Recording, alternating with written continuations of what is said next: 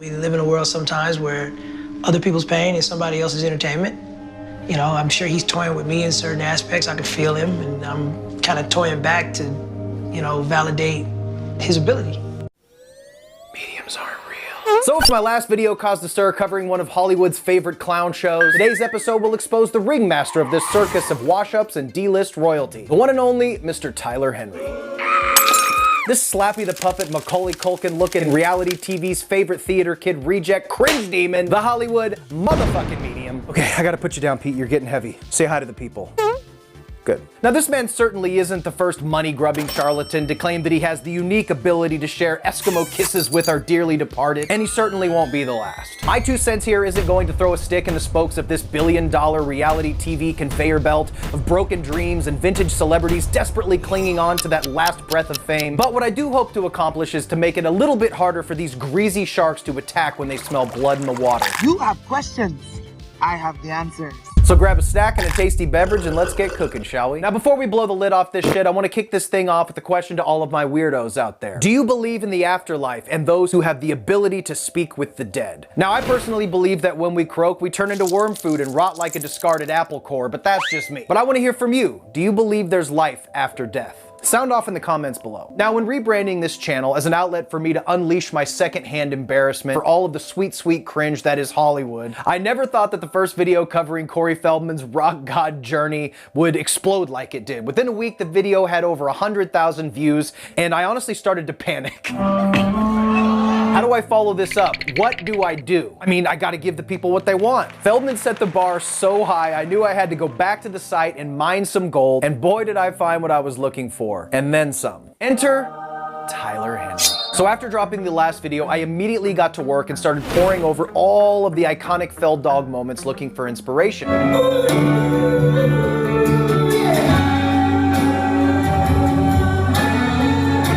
Corey's Children's Hospital appearance. You gotta get a lot louder than that or we're not singing. You gotta wake up, come on! Feldman's notorious appearances on Howard Stern, his Today Show appearances, which are legendary. There's gonna be some MJ moves coming. No MJ moves, no, it's kind of a similar style of dance.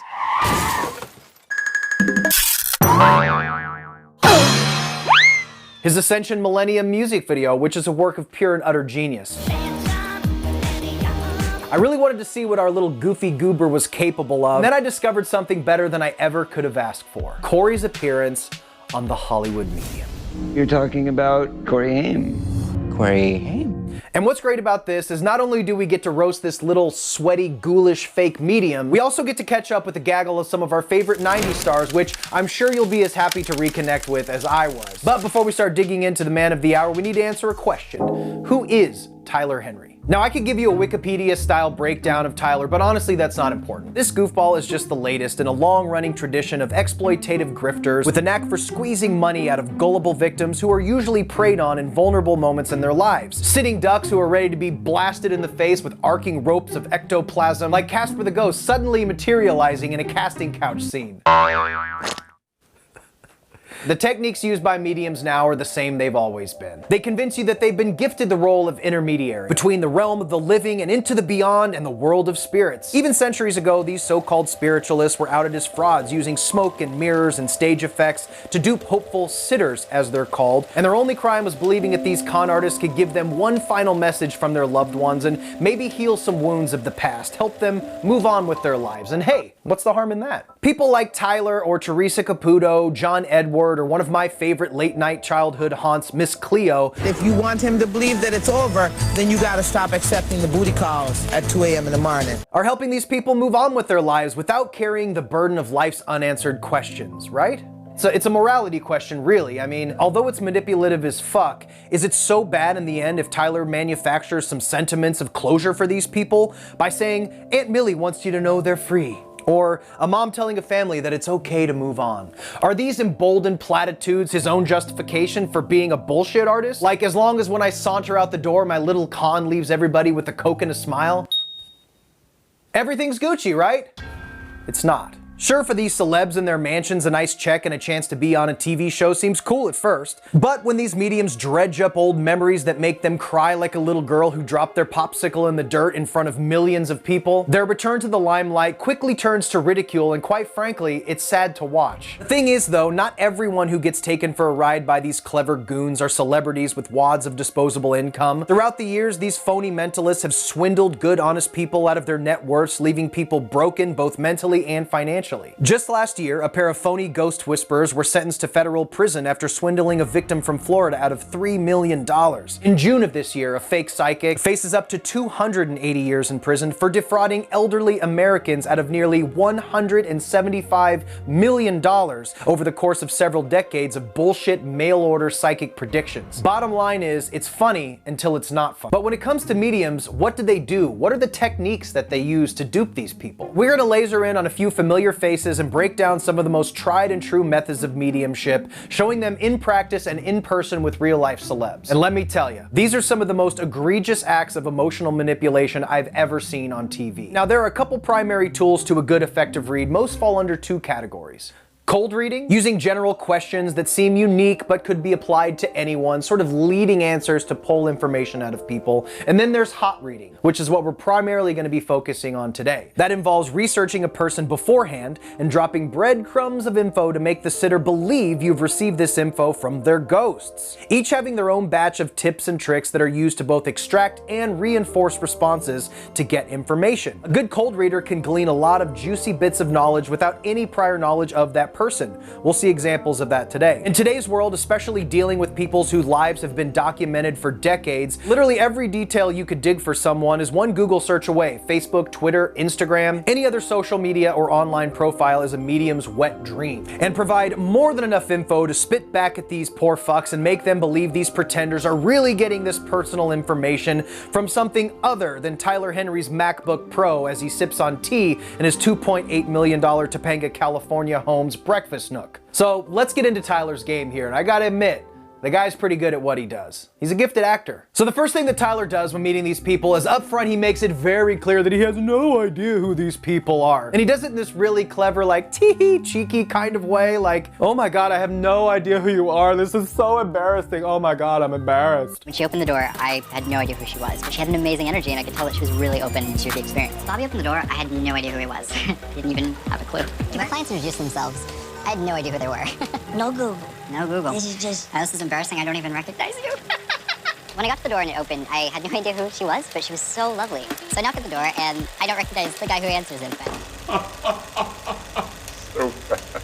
Trust me, he knows who these folks are. He's done his research and he knows exactly who these people are in vivid detail. He also asked the question, You guys have ever had anything done like this before? Yeah, we've had readings. She's had a few. Great. Yes. this lets the medium know how susceptible or open to sucking up his bullshit the person may be. If a person has sought out this type of reading before, they're ready and willing to be told exactly what they want to hear. There are a lot of charlatans that are, take advantage of people. That's dangerous, but from what I heard, that this is a gift. Their bullshit meter has been turned off and they are now putty in Tyler's slippery little notebook scribbling hands. Oh yeah, the notebook. During all of these readings, Tyler can be seen scribbling nonsense on a notepad, Babadook style. In his own words, one day I was doodling and I started feeling things, so I started implementing them into readings. When I'm connecting, I really liken myself to that of a canvas, and the person that comes through paints the picture. Tyler Henry. The doodles are just another layer of theater for these smooth-brained numbskulls to latch onto and disguise the fact that they're being taken for a magic carpet ride of spiritual lunacy. I gotta give it to him though, it's pretty quirky. Now, after Tyler gives his introduction and calculates how dumb his opponents are, he'll usually ask to hold on to something personal of the sitter's loved ones. All right, so I'm just gonna gently do this, and I'll start scribbling. I'll see what pops in. An item of clothing, a pair of glasses, a notebook. Usually these items belong to the person that Tyler has already zoned in on beforehand. These pieces will give him enough info to go on to start lasering in on his target. Now we're gonna introduce Tyler's first guest today, Mr. Corey Feldman, who you might know from... When Tyler receives Corey Feldman's grandpa's jacket, he gets an image of an old man's liver-spotted head. Who growing up didn't have some ancient grandparent with a thing on their forehead that you just couldn't stop staring at? Everybody. It's very common. These mediums use common platitudes that appeal to a broad amount of people, but they seem personal at the time. Like a very defining feature on the face, like either a birthmark or like a either a large scar, a birthmark, or some like thing on the skin. On the face. On I remember he had kind of that big brown spot in the middle of his forehead, and I went, ah, that's it. Because there's no way anybody would have known that. Nobody. Then with Feldman, Tyler begins his journey to eventually bring up Corey Haim. He always leads the reading to the most obvious person that has passed. Of course, with a guy like Feldog, the most recognizable person to bring into the fold is the person he was most famously associated with. He starts mentioning a childlike energy, someone close to him that had troubles growing up. Of course, he knows through research that Haim died of pneumonia, so he starts leading. What is this? There's a reference to getting up to get a glass. I have a glass in my hand, and I'm thirsty. He keeps going and going and going about trauma and the cycles of abuse and being taken advantage of. For being an adult, there's a childlike quality in their life and how they were, and multiple instances of kind of what it feels like trauma to some extent, but I don't know why he was stuck in this. Well, then I know who you're talking about. He keeps leading and leading and leading until he finally gets what he came for when Corey says, "You're talking about Corey Haim." Corey Haim? Tyler is actually a really gifted improv actor. Okay. You don't know, really? Yeah. But I think it details that can't be researchable, can't be Googleable. Coming up with dialogue on the spot that slowly leaks bits of the person's life like breadcrumbs until his guests finally give in and boom, we get the sound cue and we're off to the races. Corey has been well documented for decades talking about Haim and the predators in Hollywood. Even if you didn't know his movies, you'd know his half-baked efforts to expose Hollywood's abusers. The story about getting up for a glass of water, which Tyler is referencing in this episode, is in Corey's very public autobiography, Choreography. A story that has actually been refuted by Haim's mother, giving even less credibility to Tyler's visions that are supposedly coming directly from Haim himself. With an egomaniac like Feldman, this show is just another attempt for Feldman to stay relevant and exploit the person against their will for another moment in the spotlight. Corey Haim has ripped through the beyond to help Corey Feldman sell some books and to fund a $10 million documentary that will never see the light of day. Now, moving on, we're going to get into a couple of the more egregious instances of Sweaty Tyler Henry's hot reading prowess. Officer Doofy. So to anyone in the know, David Arquette is part of a set of siblings that have been in movies for decades. It's also very public knowledge that Alexis Arquette, their transgender sister, had recently passed away. The brothers and sisters have also very publicly funded the Alexis Foundation in honor of their late sibling. I feel his energy. Tyler's blatant contrivance here comes into full view as he guides his victims into the lane he needs them to drive in. First, he establishes that they've had readings before, which they have, many, which is good because a gullible victim is light work for Tyler. I'd say this family seems a little more kooky than your average family, that's for sure, and that's like a playground for a grief grifter like Tyler. You guys have ever had anything done like this before? Yeah, we've had readings. She's had a few. Rosanna even admits that there's a lot of charlatans that take advantage of people, but she's heard that There are a lot of charlatans that are, take advantage of people, and so that's dangerous. But right from what I heard, that this is a gift. to take his subjects down the corridor of deceit he needs them in, he delicately starts laying his groundwork, which will certainly lead them to saying those golden words at the end of the rainbow, "I think I know who you're talking about." And we'll get to that obvious Alexis part, but first I want to get to my biggest bombshell of this entire video with proof that TH is the biggest bullshitter, and it took a bit of digging to get to the bottom of it. A little bit of investigative journalism, if you will, which in today's world is just a few peeks at David's Instagram. I'm gonna continue with that. I've got there. Now, in my opinion, this first trick is a little bit of a cheat. He needs to gain their trust a little bit. Tyler needs David and Rosanna to fully believe that he's the real deal by giving them something concrete, something undeniable. He starts furiously doodling in his notebook and starts repeating the word elephant, elephant, elephant, elephant. All I can hear is elephant. That's the one. Elephant, elephant, elephant. Elephant? Elephant, elephant, elephant, elephant, elephant, elephant, elephant. Literally, it's like elephant, elephant, elephant, elephant. Like I literally cannot make a change. Why? What just happened? I just finished doing a film with an elephant. He says it over and over and over again until they bite. It's then revealed, to his shock, that David has just finished filming a movie about an elephant. The movie is called Saving Flora. So how could Tyler possibly have known about this Operation Dumbo Drop? Well, it's actually pretty simple. I started out by Googling when the original air date of this episode of Hollywood Medium was. It originally aired on March 21st, 2018. I then Googled David Arquette elephant movie and I found Saving Flora. And it was released in America in October of 2018. Okay, now we're getting somewhere. The movie came out after the episode. So then I figured movies take a long time between filming and release. Surely he filmed this or was filming this around the time of this episode. I then went hundreds of posts back in David's Instagram to 2018 looking for pictures on the set of this elephant movie, seeing if we could bring these ends together. No luck. I then thought, well, movies take a long time to film, often months at a time, even years. Let's go back a little further and look for this evidence in 2017, months before the episode. And I found it. After being fixed to Officer Doofy's Instagram like Alex from A Clockwork Orange, I fucking found it. Plain as day, and as expected, Tyler Henry found his hook with this picture of David Arquette with his elephant pal on the set of Saving Flora, posted August of 2017. Can you feel that, buddy? Having this knowledge, he cooled their skepticism by disarming them with this bit of personal knowledge that makes them ask, how did he do that? A busy guy like David had probably forgotten he even posted that photo. Armed with their impressionable naivete, he now moves in for the kill. These folks are ripe for the plucking and ready for mind fucking. Being that he's got these folks in his grips, he doesn't even have to be clever when he starts to head towards the dead loved one. Again, he scribbles. Poof!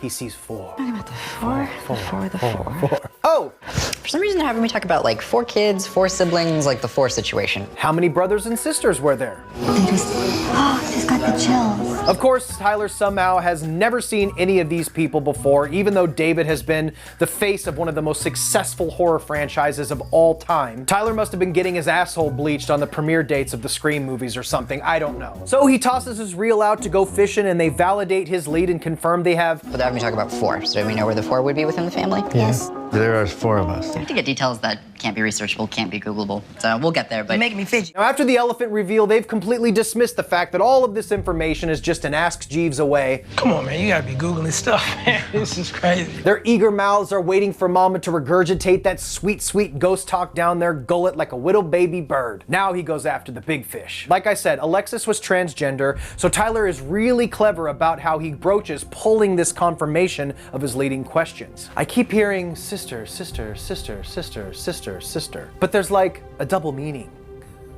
So ridiculous. And I keep hearing sister, sister, sister, sister, sister. I don't know what this is, but it has a couple different, there's like a double meaning with this that I'm trying to pick up on. Then he pauses, he waits, he waits, he waits.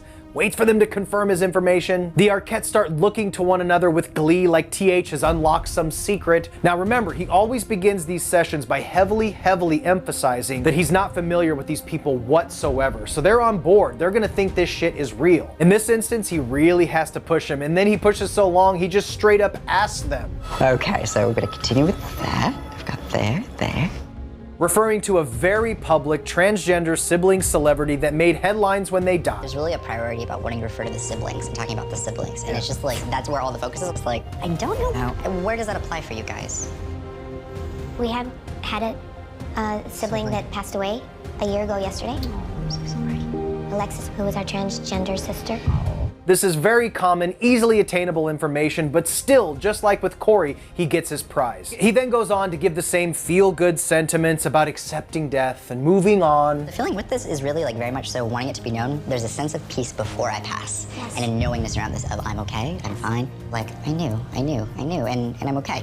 And this is where that morality question comes into play again. Sure, it's egregious emotional manipulation, but hey, I gave them some closure, y'all. Some might call it closure, I call it morally bankrupt. And Tyler used all of these techniques we've talked about so far with a couple of other 80s and 90s stars. Urkel himself, who repeatedly fights his own intuition, saying, Come on, man, you gotta be Googling this stuff now before you come in here now. Come on, we're not gonna... What is that? Come on, man. Seriously? you messing with me, dog. No, not the slightest. You messing with me, dog. No, come on. No.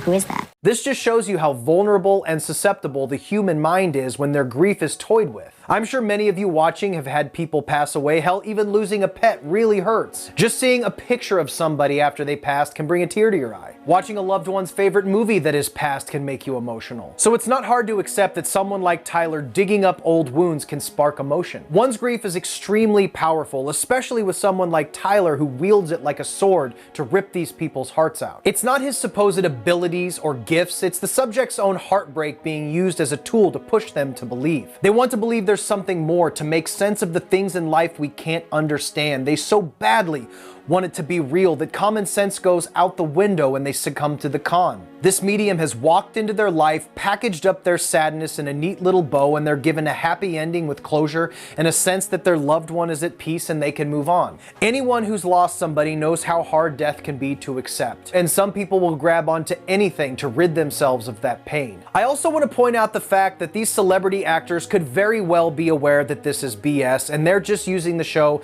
as a way to promote their latest project. That is not a concept that was lost on me here. If that is the case, though, then these people are just as sociopathic as Tyler for using real people's deaths as a way to be the main character in their own twisted Hollywood sideshow. But scammers like Tyler have mastered the idea of mining the emotions and using them at will to build an empire. Money, book deals, homes, and fame. All of these things acquired by somebody who initially vowed to use his rare talents to help parents reconnect with their children in the afterlife. That must not have paid as well. But I'm sure sessions with Snooki and the cast of The Jersey Shore more suit who you really are at your core. A vapid reality star with zero moral compass and unconditional love for yourself. If there is a hell, you'll surely be there. My notebook is always with me if you ever want to chat. Just come through.